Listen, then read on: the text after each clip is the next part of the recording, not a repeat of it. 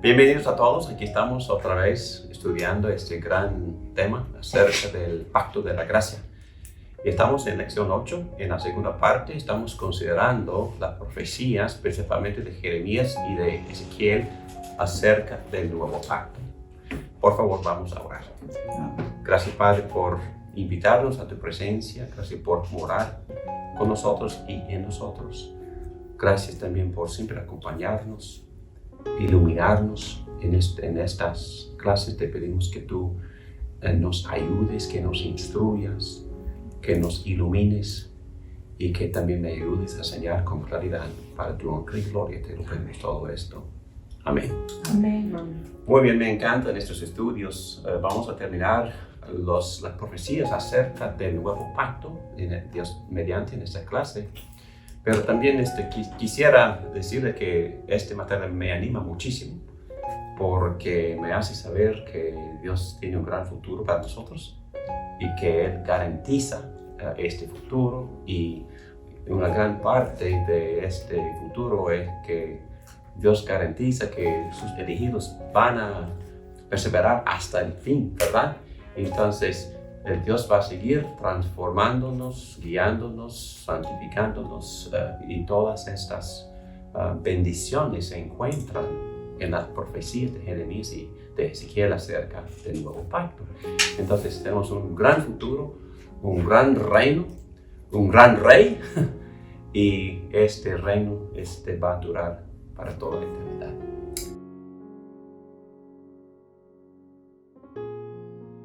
Entonces, Dios quiere mis hijos, no son míos, no son mis hijos.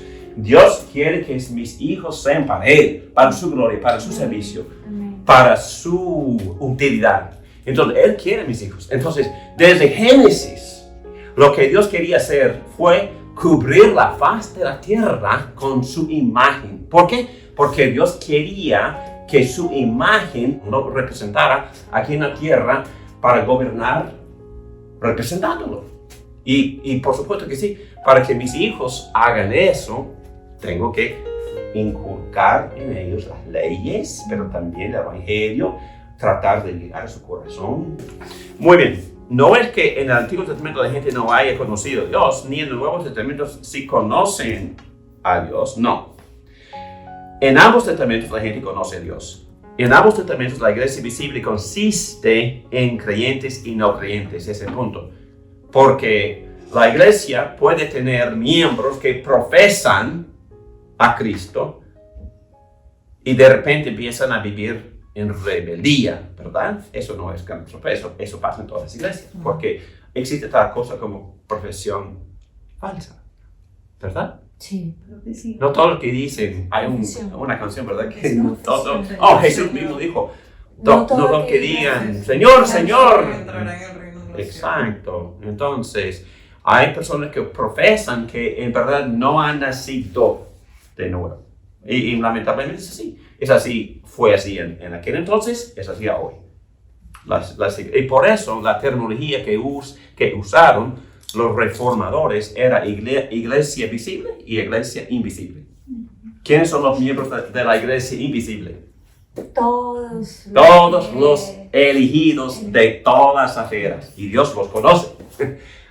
Pero ¿quiénes son los miembros de la iglesia visible? Cuidado con la respuesta.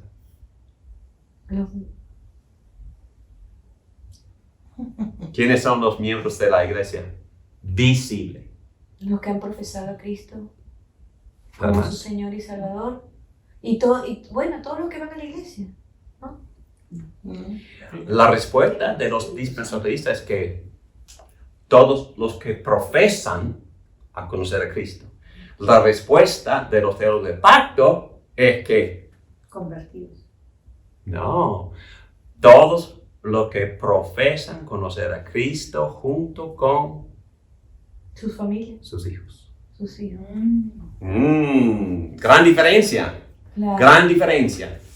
Porque es verdad, porque consideramos a los hijos bautizados, miembros. Y no estamos diciendo que sean creyentes. Exacto. Estamos diciendo que nosotros estamos obedeciendo las obligaciones del pacto que Dios ha puesto en nosotros. Vamos a obedecer a Dios por incluir a los miembros de su familia en la comunidad del pacto. Hay una promesa dentro de los 10 mandamientos que enseñan eso. Éxodo 20.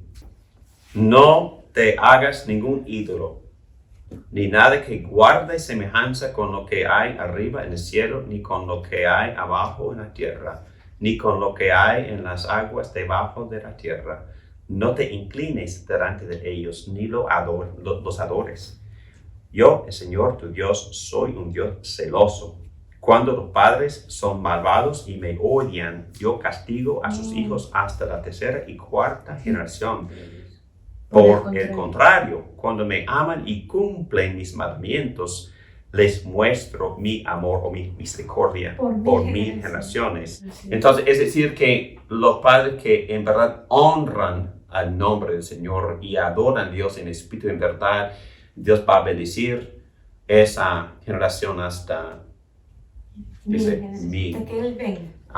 Él venga. Entonces, son promesas de las cuales en nuestras oraciones Dios quiere que oráramos así, que oráramos basados en estas promesas.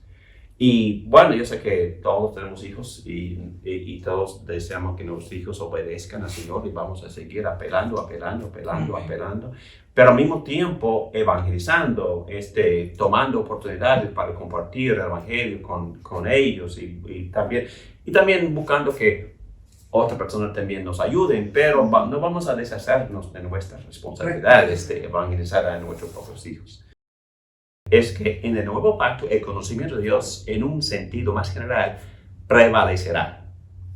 La promesa de Dios en Jeremías 31-34, hablando de la palabra todos, es un contraste relativo expresado en términos absolutos. Esta promesa se da en el contexto durante los días de Jeremías en que la gente no quería ser enseñada. Muy bien, vamos a considerar también capítulo 32, los versículos 34 a 36. ¿Alguien quiere ayudarme, por favor? Colocaban sus ídolos abominables en la casa que lleva mi nombre y así la profanaban. También construían altares a Baal en el valle de Ben-Hinnom para pasar por el fuego a sus hijos e hijas en sacrificio a Moloc. Cosa detestable que ya no les había ordenado y que ni siquiera se me había ocurrido. De este modo hacían pecar a Judá.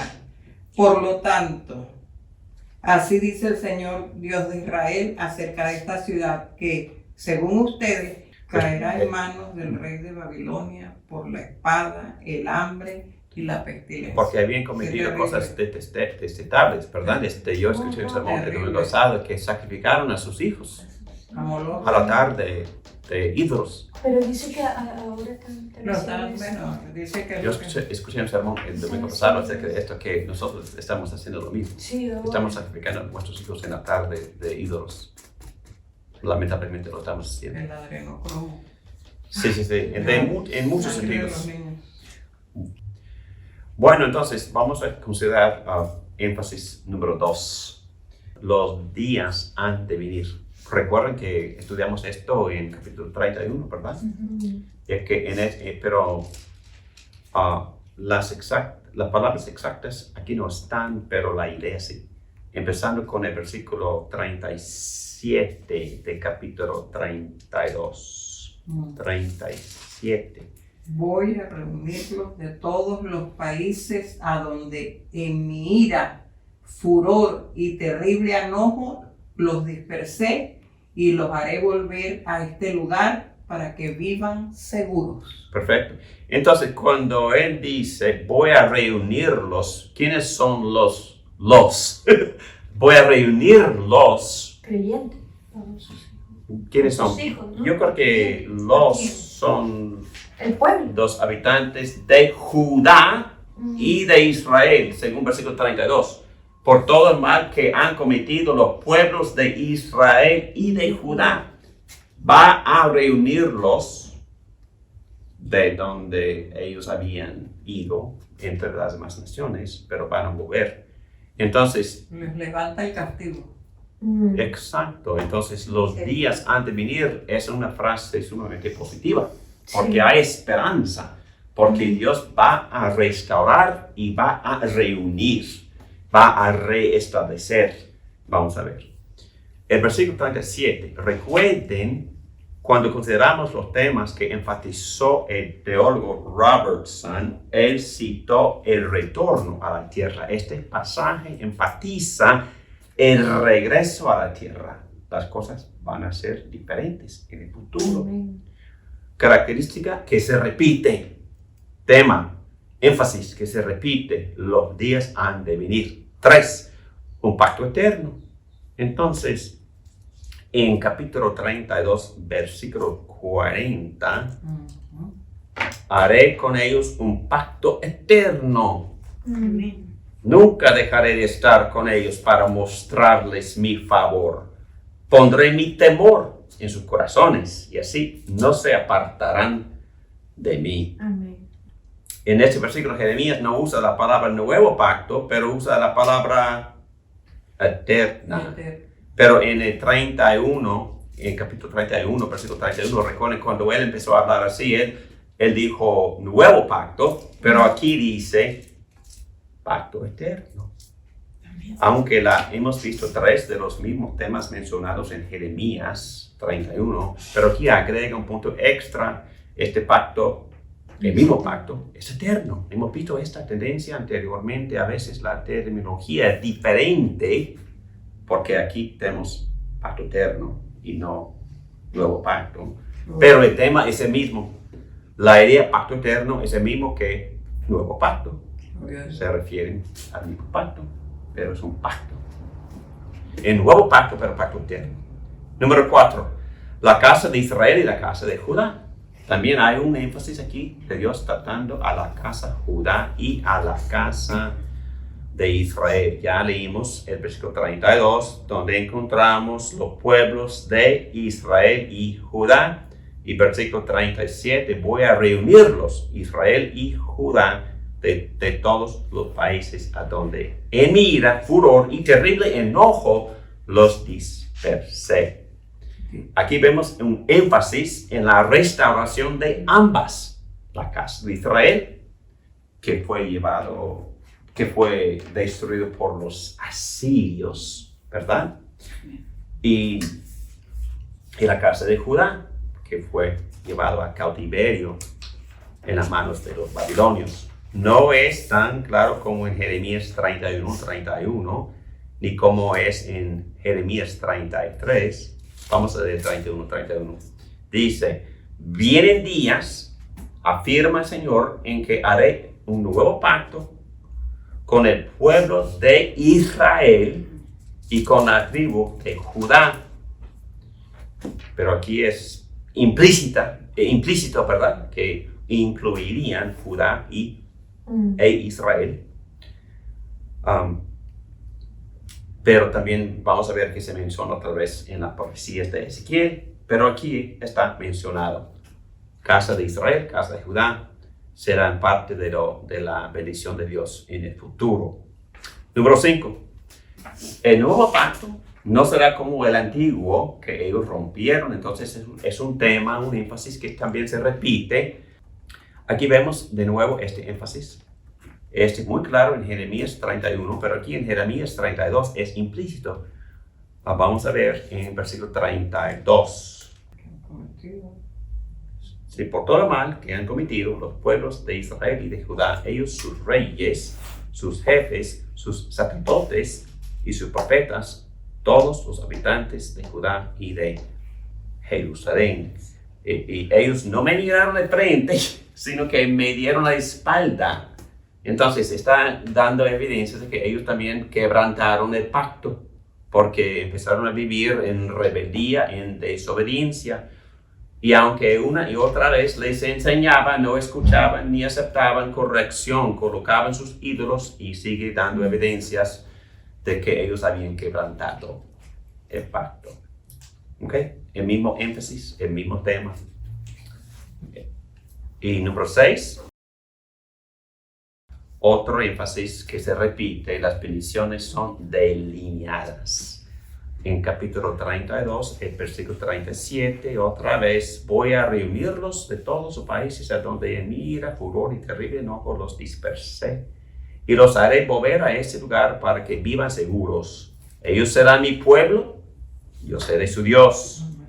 Haré que haya coherencia entre su pensamiento y su conducta, a fin de que siempre me teman para su propio bien y el de sus hijos. Haré un pacto, ahí está el énfasis en los hijos, ¿verdad? Haré con ellos un pacto eterno. Nunca dejaré de estar con ellos para mostrarles mi favor. Pondré mi temor en sus corazones y así no se apartarán de mí. Me regocijaré en favorecerlos y con todo mi corazón y con toda mi alma los plantaré firmemente en esta tierra. Entonces ahí están las bendiciones, ¿verdad? Entonces si comparamos esto con capítulo 31, versículo 33, y vamos a ver muchísima correspondencia entre las bendiciones delineadas, prometidas en capítulo 31, y las mismas son repetidas en capítulo 32. Dios les dará un corazón, los hará temerle para su bien y para el bien de sus hijos. Entonces vas a darles una gracia transformadora, sumamente más poderosa, más efectiva bajo el nuevo pacto. Les va a dar coherencia entre su pensamiento y su comportamiento. Muy bien. Número 7, el énfasis. La certeza de la promesa. Y ya hemos visto en capítulo 32, empezando con 42. Así dice el Señor, tal como traje esta gran calamidad sobre este pueblo, yo mismo voy a traer sobre ellos todo el bien que les he prometido. Se comprarán campos en esta tierra, de la cual ustedes dicen, es una tierra desolada, sin gente ni animales, porque fue entregada en manos de los babilonios. En la tierra de Benjamín y en los alrededores de Jerusalén, en las ciudades de Judá, de la región montañosa, de la llanura y del Negev, se comprarán campos por dinero, se firmarán escrituras y se sellarán ante testigos, afirma el Señor, porque yo cambiaré su suerte. Excelente. Y en el versículo anterior dice, los plantaré firmemente en esta tierra. Entonces, enfatizando la certeza de las promesas bajo el nuevo pacto. Muy bien, entonces, lo que hemos visto por tanta conversación es que los mismos temas que se encuentran en el capítulo 31 también se repiten, no con el mismo lenguaje, pero las ideas, el énfasis, los temas ahí están. Cada uno de los 7 énfasis de Jeremías 31 se repiten en el capítulo 32. Entendemos que el nuevo pacto de nuevo 31 debe ser conectado con el pacto eterno que se menciona en el capítulo 32, porque pacto eterno y nuevo pacto en verdad es el mismo pacto. Otro pasaje, otro capítulo que también está repleto con el mismo material, los mismos énfasis, los mismos temas acerca del nuevo pacto, es el capítulo 33 de Jeremías. Vamos a leer para empezar, pero vamos a tocar los mismos temas, empezando con la imagen de juicio presente, pero vamos a ver esta imagen en los primeros 5 versículos del capítulo 33. La palabra del Señor vino a Jeremías por segunda vez, cuando éste aún se hallaba preso en el patio de la guardia. Así dice aquel cuyo nombre es el Señor, el que hizo la tierra y la formó y la estableció con firmeza. Clama a mí y te responderé, y te daré a conocer cosas grandes y ocultas que tú no sabes. Porque así dice el Señor, Dios de Israel, acerca de las casas de esta ciudad y de los palacios de los reyes de Judá, que van a ser derribados para levantar defensas contra la espada y contra las rampas de asalto. Los babilonios vienen para atacar la ciudad y llenarla de cadáveres. En mi ira y furor he ocultado mi rostro de esta ciudad. La heriré de muerte y a causa de todas sus maldades.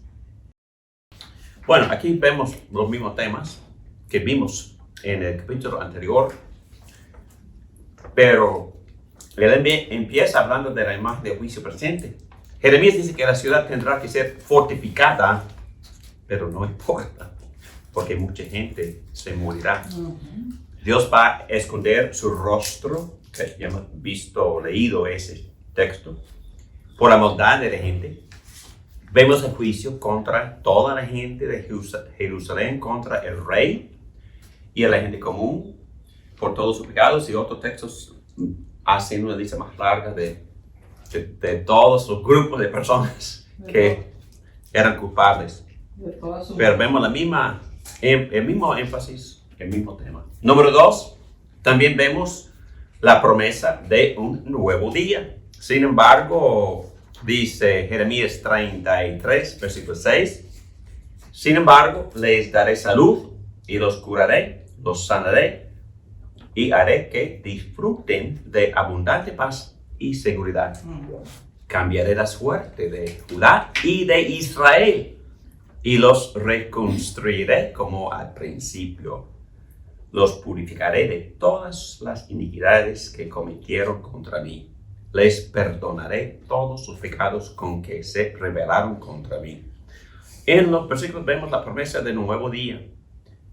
Un nuevo día que ha de venir. No se expresa en esa frase, pero es la misma idea. Es el mismo contenido que vimos en los 2 capítulos anteriores. 3. La promesa de nuevo pacto. La terminología de nuevo pacto no se usa, pero vemos el contenido de nuevo pacto y también otras expresiones sí se usan. Vamos a leer, no todo, pero una porción del capítulo 33, empezando con el versículo 17. Porque así dice el Señor, nunca le faltará a David un descendiente que ocupe el trono del pueblo de Israel. Tampoco a los sacerdotes levitas les faltará un descendiente en mi presencia ofrezca holocausto, queme ofrendas de grano y presente sacrificios todos los días. La palabra del Señor vino a Jeremías. Así dice el Señor, si ustedes pudieran romper mi pacto con el día y mi pacto con la noche, de modo que el día y la noche no llegarán a su debido tiempo, también podrían romper mi pacto con mi siervo David, que no tendría un sucesor que ocupara su trono, y con los sacerdotes levitas, que son mis ministros. Yo multiplicaré la descendencia de mi siervo David y la de los levitas, mis ministros, como las incontables estrellas del cielo y los granos de arena del mar. Entonces ustedes son inteligentes, ¿verdad? Yo veo una referencia a muchas cosas que Dios ya había revelado dentro de los pactos anteriores. ¿Cuáles son los pactos que se mencionan acá en esa sección? El lenguaje de modo que el día y la noche no llegaran a ser su debido tiempo, también podrían romper mi pacto con mi siervo David. Entonces, obviamente, se refiere a El pacto con David. David. ¿Pero qué otro pacto? Noé. Noé, claro que sí, ahí está Noé. Esta Noé, sí. Sí. Ahí interesantemente no se menciona el nuevo pacto, pero está haciendo más promesas en términos de pacto Pero ¿cómo se llama el pacto aquí? En verso 19 se llama mi pacto. Mi pacto con el día y mi pacto con la noche. Obviamente una referencia al pacto con Noé. Sí. De modo que el día y la noche no llegaran a su debido tiempo. También pueden romper mi pacto con mi siervo David. Entonces se llama pacto con mi siervo David. Ajá. Los términos que se usan son mi pacto y mi pacto con David. En los versículos 20 y 21, las profecías del nuevo pacto son un cumplimiento y renovación del pacto con David. No se usa la terminología del nuevo pacto ni pacto eterno, pero sí, Jeremías 33 usa el lenguaje de mi pacto y mi pacto con David. Así encontramos el mismo contenido del nuevo pacto cuando se usan estos términos. Nuevo pacto, mi pacto con David. Estos, en verdad, estos términos hablan del mismo pacto, el nuevo pacto. 4. La casa de Israel y la casa de Judá. Hemos visto que la casa de Israel y la casa de Judá se mencionan en Jeremías 33, pero en versículo 7 dice, cambiaré la suerte de Judá y de Israel y los reconstruiré como al principio. Entonces, otra vez, Dios no se le ha olvidado de ni Judá ni Israel. Él va a restaurar los dos. Él va a unirlos y poner a los dos bajo el mismo rey y van a participar en el mismo reino. Muy bien. Y también número 5, otro tema que se repite. Este pacto no es como el pacto con Moisés. La idea es implícita. Vamos a leer el versículo 8 del capítulo 33. Dice así. Los purificaré de todas las iniquidades que cometieron contra mí. Les perdonaré todos los pecados con que se rebelaron contra mí. Entonces, en otras palabras, Jeremías en el capítulo 33 está repitiendo el gran problema que ese pueblo había quebrantado el pacto con Moisés, con sus iniquidades y también con sus pecados y rebeldías. Hay un catálogo de sus pecados en el capítulo 32. Esta lista de pecados paralela a lo que Jeremías había dicho en los capítulos 31 y 32 acerca del quebrantamiento del pacto con Moisés. Y vemos el mismo énfasis, la misma referencia a que ese pueblo había quebrantado el pacto con Moisés. Pero me repito, este pacto nuevo no es como ese pacto. Entonces Dios va a asegurar de que su pueblo no quebrante el nuevo pacto. Número 6. Las bendiciones, pero también son las mismas. Voy a leer lo que Jeremías dice con respecto a las bendiciones en el capítulo 33, versículo 6. Sin embargo, les daré salud y los curaré. Los sanaré y haré que disfruten de abundante paz y seguridad. Cambiaré la suerte de Judá y de Israel y los reconstruiré como al principio. Los purificaré de todas las iniquidades que cometieron contra mí. Les perdonaré todos los pecados con que se rebelaron contra mí. Jerusalén será para mí motivo de gozo y de alabanza y de gloria a la vista de todas las naciones de la tierra. Se enterarán de todo el bien que yo le hago, y temerán y temblarán por todo el bienestar y toda la paz que yo le ofrezco. Entonces aquí vemos una lista de las bendiciones que son parte del nuevo pacto. Dios traerá salud, paz, sanación, y perdón de los pecados y muchas cosas más. Entonces este pacto va a ser un pacto que tiene un carácter transformador, de gran bendición para el pueblo. Muy bien, número 7, de los énfasis de los temas que se repiten en todos los capítulos, en 31, 32 y ahora en el capítulo 33 de Jeremías, vemos también la certeza de la promesa. Versículo 20 habla de esto. 20, voy a leer un poco más. Así dice el Señor, si ustedes pudieran romper mi pacto con el día y mi pacto con la noche, de modo que el día y la noche no llegaran a su debido tiempo. Y luego, versículo 22, dice, yo multiplicaré la descendencia de mi siervo David y la de los levitas, mis ministros, como las incontables estrellas del cielo y los granos de arena del mar. Okay. Entonces, cuando Dios le da a través de Jeremías esta certeza, entonces aquí se hace referencia a esa promesa para asegurar de que aun en cuanto a estas nuevas promesas, Dios también va a cumplir, así como ha estado cumpliendo desde los días de Noé, todo lo que Él le había prometido a Noé. Se va a mantener inconmovible. Exactamente. Muy bien. Es decir, Dios establece la certeza de este pacto basado en las garantías mencionadas en el pacto con Noé, versículo 20. Y en el pacto con Abraham, ¿dónde vemos referencia al pacto con Abraham? ¿Dónde? ¿Dónde se menciona? ¿Dónde hace referencia al pacto con Abraham? ¿Con qué lenguaje? Cuando habla del nuevo pacto, algo así.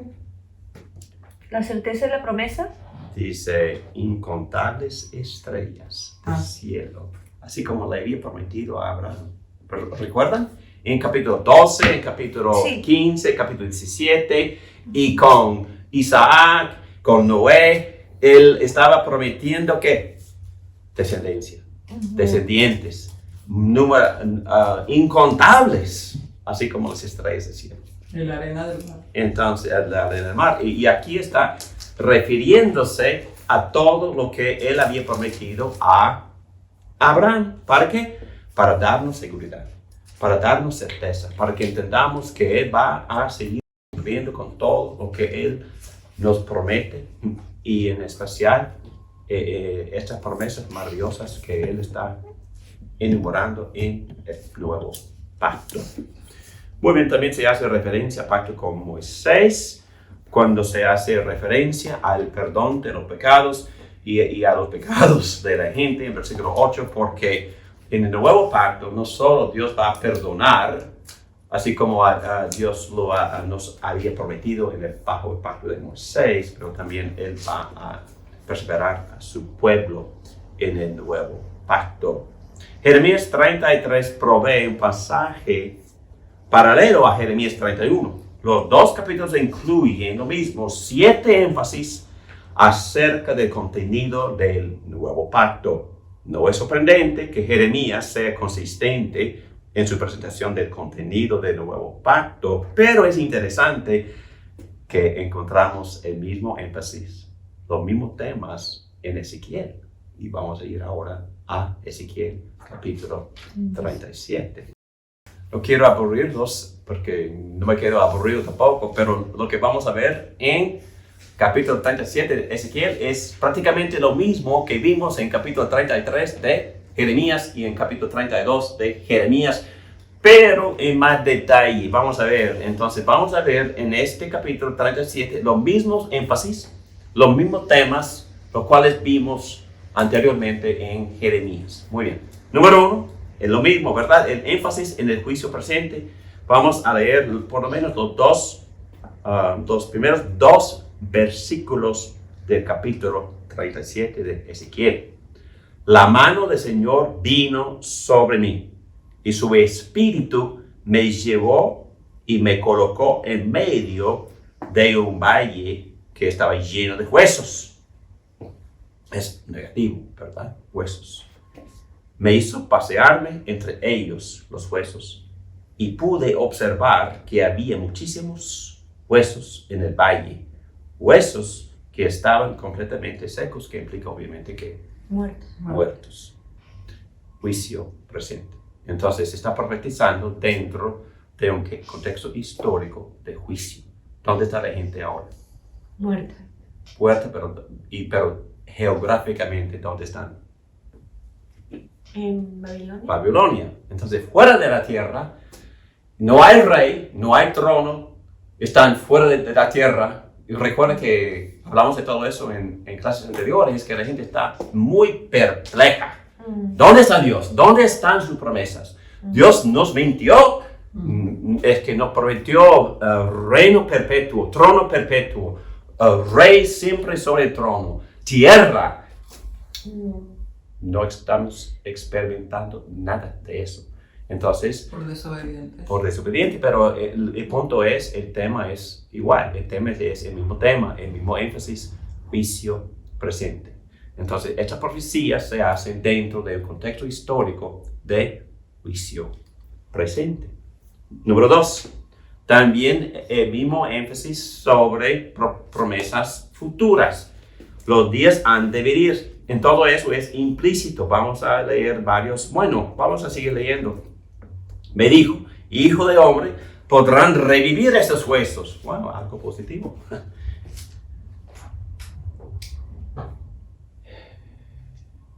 Y yo le contesté, Señor omnipotente, tú lo sabes. Entonces me dijo, profetiza sobre estos huesos y diles, huesos secos, escuchen la palabra del Señor. Así dice el Señor omnipotente a estos huesos.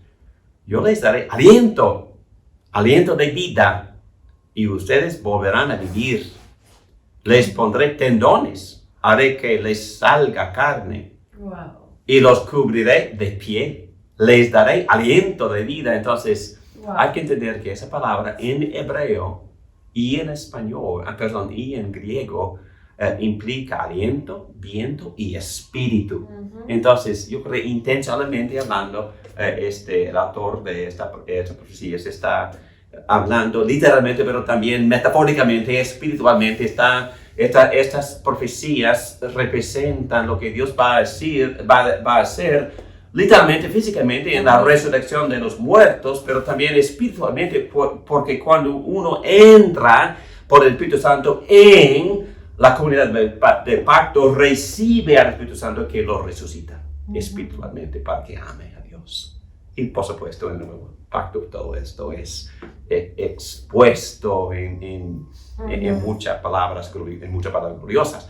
Pero aquí tenemos por lo menos las profecías de los días que han de venir. Está hablando este profeta de una mejor situación. Diles que los días han de venir, los voy a resucitar y restaurar la tierra. Y en versículos, vamos a leer más adelante en el texto, versículo 24.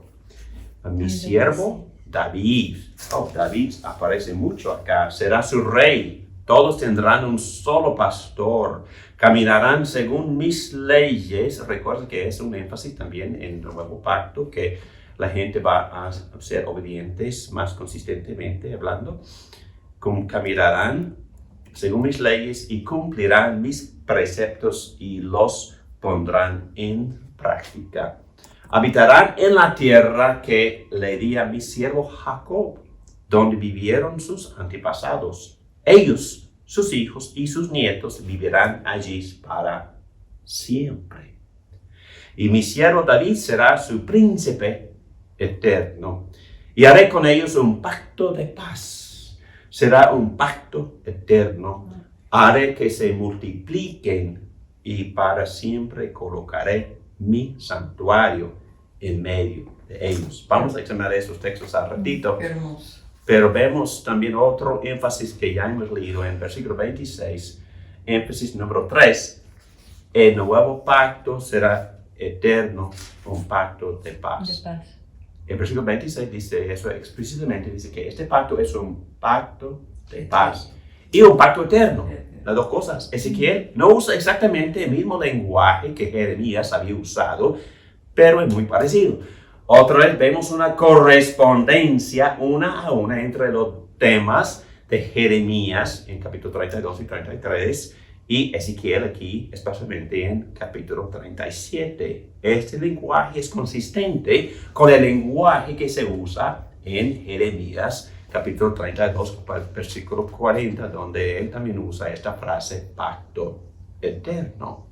Y ese nuevo lenguaje, pacto de paz, se define como pacto eterno. Pero nuevo pacto, pacto de paz, pacto eterno, son frases, son nombres para el mismo pacto, el nuevo pacto y las promesas de este pacto. Yo sé que me estoy desviando, pero solamente para decir, este Ezequiel 37, 24 al 26, me imagino que los dispensacionalistas son felices con este versículo, ¿no? Recuerdan que una de las características de la hermenéutica de los dispensacionalistas es que cuando se menciona la palabra Israel, siempre ellos toman esa palabra en el sentido, ellos dicen literal, pero es más que literal. Ellos insisten siempre en una definición, una interpretación física, nacional y política.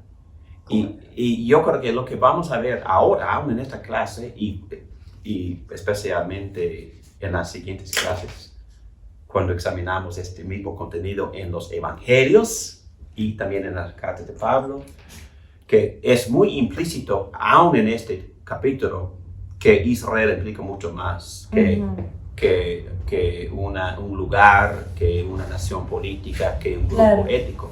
Implica muchísimo más que eso. Pero ellos insisten.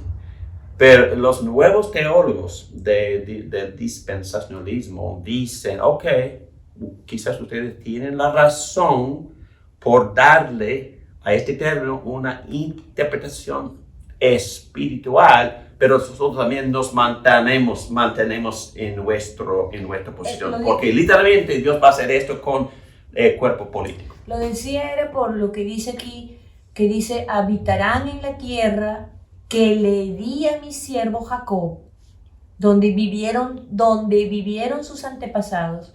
Ellos, sus hijos y sus nietos vivirán allí para siempre, y mi siervo David será su príncipe eterno. Entonces, ese trozo, entiendo a los dispensacionalistas cuando ellos, al tomar literalmente esta parte, habitarán en la tierra que le di a mi siervo Jacob, donde vivieron sus antepasados, ellos, sus hijos y sus nietos vivirán allí para siempre, y mi siervo David será su príncipe eterno. Por eso que hay una parte de los dispensacionistas que dicen que el propio David será resucitado y será el rey. Yo no estoy de acuerdo, pero sí digo que ellos tienen un punto, se aferran a él, como fuerte cuando ven esto, ¿no?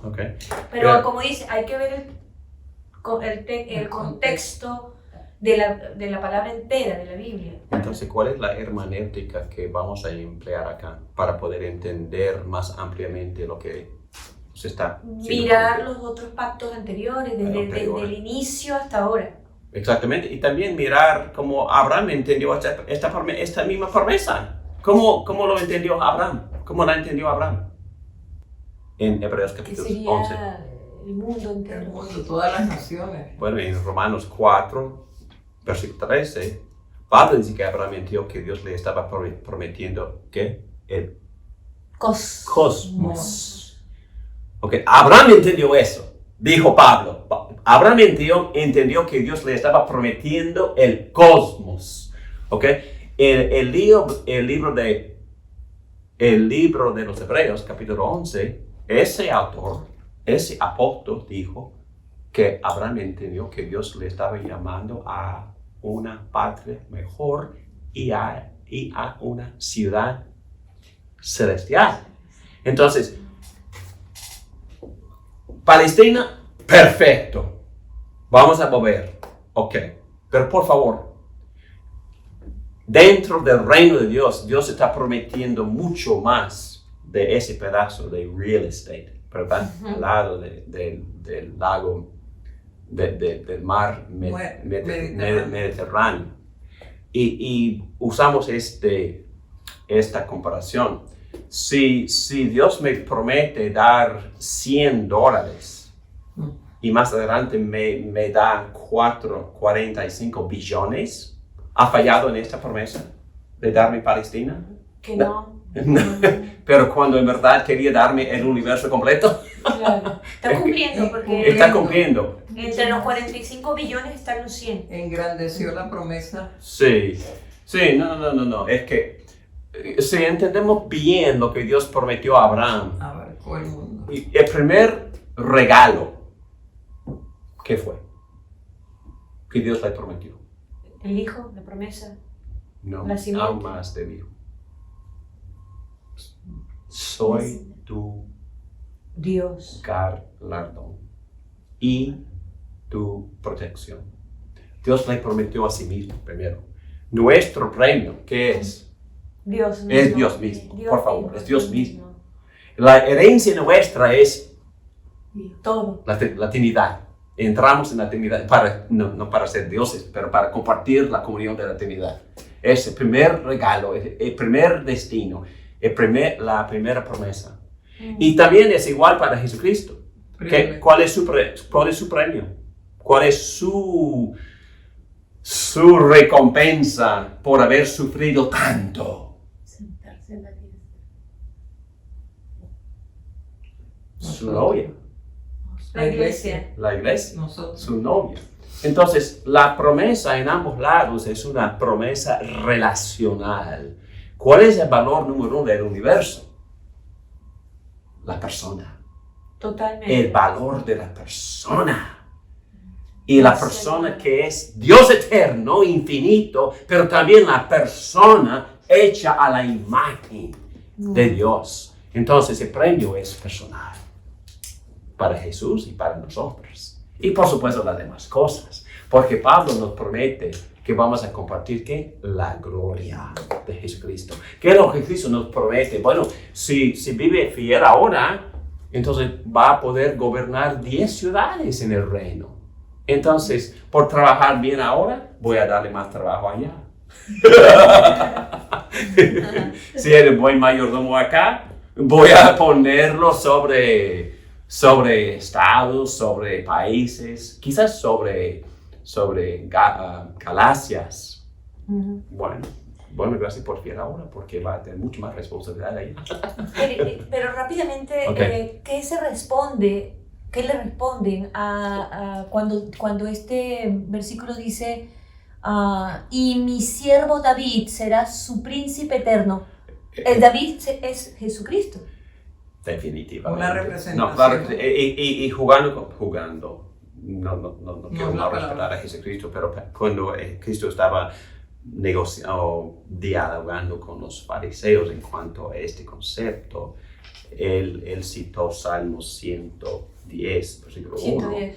Entonces dice, ¿cómo es que David puede decir que A mi Señor. a mi Señor y es mi hijo? Entonces Jesucristo, ¿quién es? Es hijo de David, pero también es hijo de Dios. Y el Señor de David es el hijo de David. Entonces David, hay que entender que cuando este profeta habla de David, está hablando de David completo. Y, eso es impresionante. Hay que entender que todo en el Antiguo Testamento es un reflejo, nada más. Es una sombra de lo que ha de venir en el reino eterno. Y hay que entender que Cristo mismo dijo que todos estos profetas estaban hablando de mí. ¿Dónde dijo eso? Uy, sí. Claro. En 1 de Pedro, capítulo 1, versículo 10. El Espíritu de Cristo estaba en el profeta hablando de los sufrimientos de Cristo y las glorias que han de venir. Entonces, Cristo mismo dijo que todas estas profecías tienen que ver con mí. Son de mí, hablan de mí. Entonces, cuando se repite trono de David, trono de David, cuando Mateo abre su evangelio, su énfasis es que, fíjense, ha llegado el hijo de David. Y todo el mundo entendió, oh sí, el Mesías ha llegado. Cristo es David, es el hijo de David, pero es el cumplimiento de todo lo que Dios había prometido a David. Así entendemos, así entiendo ese texto, por favor. David, sí, David va a resucitar, pero no es David literal que va a sentarse sobre. No voy a arrodillarme ante David, por favor, pero sí voy a arrodillarme ante David mayúscula. Dios. David, el hijo de David, que también lleva el mismo nombre, es el descendiente. Descendente, sí. Y cuando vamos a los evangelios, eso llega a ser clarísimo, porque Mateo es su énfasis.